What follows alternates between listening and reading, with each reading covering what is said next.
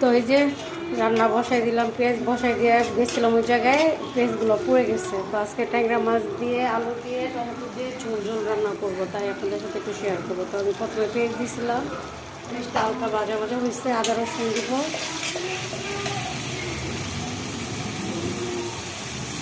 আদা রসুন দিয়ে দিলাম, পানি দিয়ে দিলাম, একটু হলুদের গুঁড়া দিলাম, সামান্য মরিচের গুঁড়া দিলাম, পরিমাণ মতো লবণ দিয়ে দিলাম। ট্যাংরা মাছ রান্না করবো টমেটো আলু দিয়ে। তো ভালো মতন এটাকে কষাইতে দিয়ে দিলাম, আর পাশের চুলায় ট্যাংরা মাছ ভাজতে দিয়ে দিব। যে গরম, মানুষ কী খেয়ে শান্তি পাচ্ছে না, তাই আমি ভাবলাম যে টমেটো দিয়ে আলু দিয়ে একটু ঝোল ঝোল রান্না করি মাছ দিয়ে। আর যে প্রচুর গরম বাইরে গেছে, কীভাবে মানুষ খাবে, খেয়েও শান্তি পাচ্ছে না। তাই আমি কীভাবে রান্না করি সেটাই আপনাদের সাথে একটু শেয়ার করবো।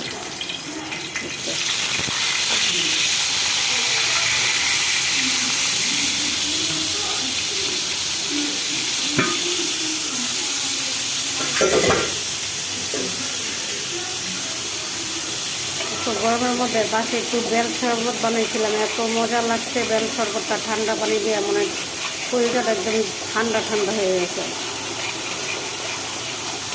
এইভাবে এটা আমার পছন্দ হয়ে গেছে। এখানে আলু কেটে রাখছিলাম, সেটা এখানে কেটে দিয়ে দিব। মশলাটা পছন্দ হয়ে গেছে, আর একদম মাছ ছিটছে।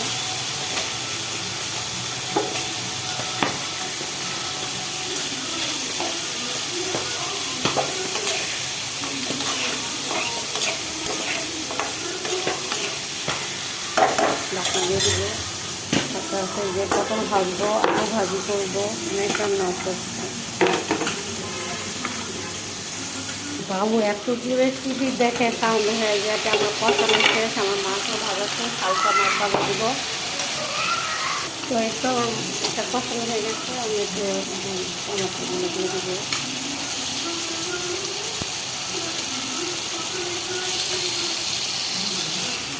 মাছ ভাজানো হয়ে গেছে,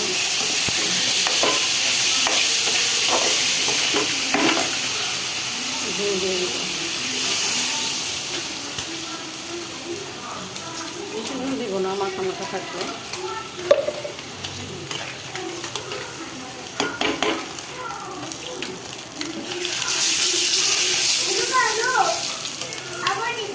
আবার দিচ্ছে, দাঁড়াও মারবো মশাকে।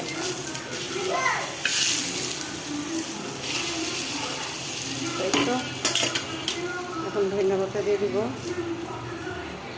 তো এগুলো সুন্দর একটা তরকারি রান্না, শর্টকাটে। তো এখন পটল ভেজে নিব। পটল ভাজাটা খেতে খুব মজা লাগে, এইভাবে ভাজি করলে। এটা করে মিশিয়ে দিলাম।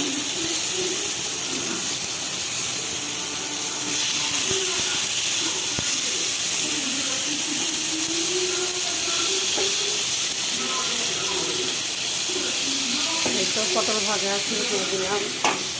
আর এই তো মাছ রান্নাটা মশলা এত সুন্দর কালার আসছে, কাঁচা দিতে ভুলে গেছি।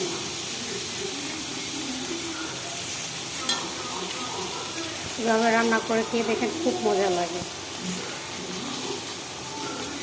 আলু দিয়ে, টমেটো দিয়ে ট্যাংরা মাছটা, আর ট্যাংরা মাছটা এমনিও মজা।